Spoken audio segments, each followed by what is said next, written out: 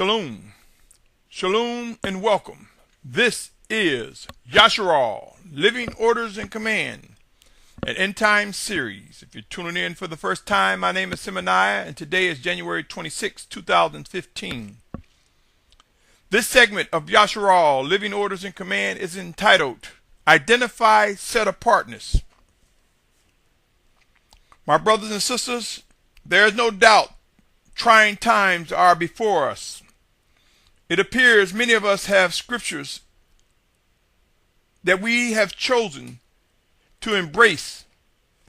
And believe it or not, many of us have embraced these scriptures to establish a false sense of comfort, unaware that this type of behavior can promote wickedness and rebellion.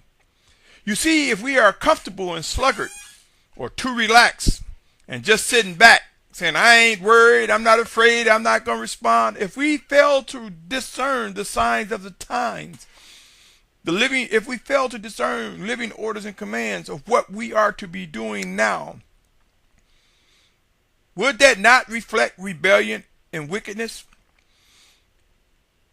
Do the scriptures state that they are for our pleasure, our utility, to use and throw around as we see fit, to grab for comfort as we see fit? Or do we serve a living Almighty One? Consider if scriptures inform us to be mindful of the signs of the times, and we have come to believe that there is indeed a final exodus before us, would it not be wise to discern that there is work to be done? First and foremost, the need to prepare our minds, bodies, and soul for a major transformation and undertaking. Do you not think this would be necessary? For we will discover that there will come a time when we must leave our homes. Shouldn't this be top of mind if we believe we have indeed entered into end times? Have you ever witnessed people keep talking about the final exodus, the final gathering, or even end times or belief of end time prophecy in scripture, but make no efforts to seek the voice of the living Spirit of Yahusha to discern what is to be done now? The need to be able to discern and identify set apartness is now, my brothers and sisters. Individuals who discover how to identify set apartness will rise in the strength of the Spirit of Yahusha when we are obedient to his living instructions, guidance, discipline, and warning. When we are quick to repent when we discover we have fallen or stumbled. We will know what it is to yield to the being washed in the blood of the Lamb of Yahusha. We will know what it is to be renewed in mind and spirit as his set-apart spirit. The Almighty Father Yahuwah set-apart spirit, sent in Yahusha's name, renew our mind, bodies, and soul. Many believe that they have the skills to identify set-apartness by merely measuring things against scriptures. But they tend to grab scriptures in part, unaware of all that is written. Beware of such individuals that tend to lean only on the literal, the text, the letter, or the contextual. To take the scriptures away from the dependency of leaning on the living Spirit of Yahusha is pure wickedness. But it is the Spirit of Yahusha that makes the text alive. It is the Spirit of Yahusha that hardens the heart or softens the heart. It is the Spirit of the Almighty One who directs what should and should not be. Scriptures instruct us also to prove the Spirit. Better yet, allow me to read that passage. 1 John 4:1. I've read it in times past. Beloved ones, do not believe every spirit, but prove the spirits whether they are of the Almighty One, because many false prophets have gone out into the world. Keep in mind, we must be able to discern and identify set apartness to determine the origin of the spirit that is influencing us. Keep in mind the following as well. 2 Corinthians 3:6. Who also made us competent as servants of a renewed covenant, not of the letter, but of the Spirit, for the letter kills, but the Spirit gives life. My brothers and sisters, let us also be aware and remember There will be those who fit into the category of not knowing. There will be those who will fall away. There will be those who are void of listening to the voice of the Spirit of Yahusha. Also consider Matthew 22:29. And Yahusha answered and said to him, you go astray, not knowing the scriptures nor the power of the Almighty One. See, there are those who might know the scriptures, but not the power of the Almighty One. And how can you know the power of the Almighty One unless you be drawn? Unless we are drawn. And in being drawn to him, do he not make alive his word to us, from the written to the living? Do we not come to recognize his presence? The time to identify set apartness is now, my brothers and sisters. By now you have heard me mention that there will soon be forced migrations, forced transitions due to lack of fresh water, food, and discovering a safe place to live. While many of us in the United States and or the most industrialized nations may be unaware, widespread drought, famine, pestilence, and disease have begun to enlarge in places that have already dictated and demanded migrations begin. There are many people who are crying and praying as I speak, trying to discern what direction to take, when to move, when to take their families or themselves, and where and what direction to go. There are many people hoping, praying, looking for solutions. Many. But there are few who are listening to the voice of the Spirit of Yahusha. Many of you have heard me speak regarding forced migrations. I have also stated that I am compelled that Yahusha and those in the United States will face a massive gathering in the state of Virginia before journeying to the promised land. While there are people over there in the occupied territory we know as Israel now, I submit to you the promised land, the gathering of Yahusha from the four corners of the earth will prove to be different than what we have been taught or programmed to believe regarding the geographic area for Yahusha. Pray and watch. The timing of a mass gathering will come, and there will be leaders executing orders and warnings and discipline, and we will witness Yahusha being gathered from the four corners of the earth. While I know these words will fuel deniers, I've had people say, why Virginia? Keep in mind, my brothers and sisters, one of the biggest challenges before us is belief. But let me just let me just ask you this, just through mere practical analysis. Just bear with me a second. Though these words are from my mind, I must admit, in my mind and through prayer and through my experience and my relationship with the Spirit of Yahusha, I believe this to be true. But what I'm saying in terms of indulge me is this. If you took a moment to start placing X's on just the United States, do you believe Yahusha will be jump from California to the promised land? Do you believe we will jump from the Midwest to the promised land? If you look around at the conditions of the world, and if you look at what is occurring, when you look at a people journeying eastward, and I'm just specifically talking about the United States right now, and if you had to just guess, so to speak, with some data before you, consider this.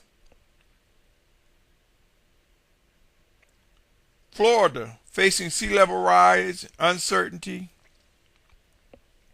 some history, not a lot. Do you think people will be gathering in Florida? Do you think they will gather in D.C. or the upper Northeast? Could it, just possibly, could it be that the gathering will take place in the state which was one of the first states to receive Yahusha during the transatlantic slave trade? Could it be that the state which widely participated and our enslavement be where we return before we leave these United States? Could it be highly possible or improbable? Yes, one could say yes, one could say no. There are deniers. I know that it is no way that I can convince anyone of what I've just stated. But I will say this, my brothers and sisters. Soon and very soon, we will come to understand the importance of discerning and identifying set apartness. We will know how to identify set apartness as we witness the Spirit of Yahusha prove what is expected of us, where it is that he indeed wants us to journey as we begin to press into our final exodus. Pray and watch. Allow me to share the following, my brothers and sisters. For if we believe we serve a living Almighty One, then it is important that we know how to identify set apartness. But let me share something with you. Numbers 22nd chapter, verses 28 through 35. Then Yahuwah opened the mouth of the donkey, and she said to Bilam, "What have I done to you that you have beaten me these 3 times? And Bilam said to the donkey, "Because you have mocked me, I wish there were a sword in my hand, for I would have killed you by now." And the donkey said to Bilam, "Am I not your donkey on which you have ridden ever since I became yours to this day? Was I ever known to do so to you?" And he said, "No." Then Yahuwah opened Bilam's eyes, and he saw the messenger of Yahuwah standing in the way of his drawn sword in his hand. And he bowed his head and fell on his face. And the messenger of Yahuwah said to him, "Why have you beaten your donkey these 3 times? See, I have come out to stand against you, because your way is reckless before me. And the donkey saw me and turned aside from me these 3 times. If she had not turned aside from me, I certainly would have killed you by now and let her live." And Bilam said to the messenger of Yahuwah, "I have sinned, for I did not know. You stood in the way against me, and now if evil is in your eyes, let me turn back." And the messenger of Yahuwah said to Bilam, "Go with the men, but only the word that I speak to you, that you speak." Bilam then went with the heads of Balak. Take note, my brothers and sisters. Here we witness the mouth of a donkey open. Here we witness the Almighty causing a donkey to speak to save Bilam's life. But how many of us have taken note to realize that Yahuwah opened Bilam's eyes, and it was by him opening his eyes that he was able to see the messenger? Who among us recognized Bilam repented by the words he spoke in the 34th verse, Numbers 22:34, when he said, "I have sinned"? We are amazed at the mouth of a donkey being opened, but all too often we ignore critical components. Case in point, the Almighty Father opened the mouth of a donkey to save Bilam's life. Many of us fail to pay attention that Bilam's eyes had to be opened, meaning that he was able to discern and see and identify set apartness, and that it required actions. How many of us have read this passage or are aware of this passage and have considered all that is to be learned? How many of us are aware that communications were established between the donkey and Bilam and the messenger of the Most High? That discernment was demonstrated, that there was much revealed to Bilam, and that he took action, and that he repented. He demonstrated humility and repented. We are living in an era where the demands we make causes us to want things swiftly and in a hurry. Our patience is nominal at best, and we want things extremely quickly. I submit to you the Spirit of Yahusha can reveal things quick, and I have no doubt that there are many occasions where the Spirit of Yahusha has and will do so again. I also believe the following to be true, and my spirit rejoices in knowing and recognizing the life in any passage. Allow me to share these words with you. Hebrews 4:11 through 13. Let us therefore do our utmost to enter into that rest, lest anyone fall after the same example of disobedience. For the word of the Almighty One is living and working and sharper than any two-edged sword, cutting through even to the dividing of being and spirit, and of joints and marrow, and able to judge the thoughts and intentions of the heart. And there is no creature hidden from his sight, but all are naked and laid bare before the eyes of him with whom is our account. I ask you, my brothers and sisters, who has given thought to Hebrews 4:13 specifically, the part where it states all are naked and laid bare before the eyes of him with whom is our account? Who is able to acknowledge that the Most High Father, through his set-apart Spirit in Yahushua's name, to teach us in many ways, he may reveal to us the things that are hidden. He may make naked the things that are before us one towards another, such that we are able to discern, even when people are trying to hide or promote a hidden agenda, or think they're getting away with something by use of their own wits or deception. Who is able to be aware that the Most High dwells within us, that he will open our eyes and ears just as he opened the eyes and ears of Balaam, that he will do all that is necessary to save our life and provide the instructions that is necessary, that he will provide living orders and commands, and we will come to know and witness what it is to truly discern what the Spirit of Yahusha is presenting. What about the verse Luke 19:40? It says, but he answered and said to him, I say to you that if these shall be silent, the stones will cry out. I ask you, have we witnessed a donkey speak in scriptures?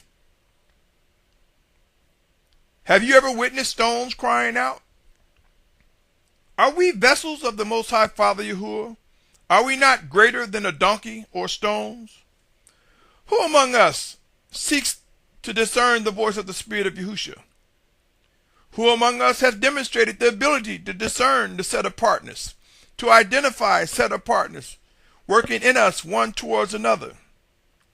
Who among us will be able to discern and identify set apartness as living orders and commands come before us? Are we yielding to the voice of the Spirit of Yahusha, or are we dismissing his words?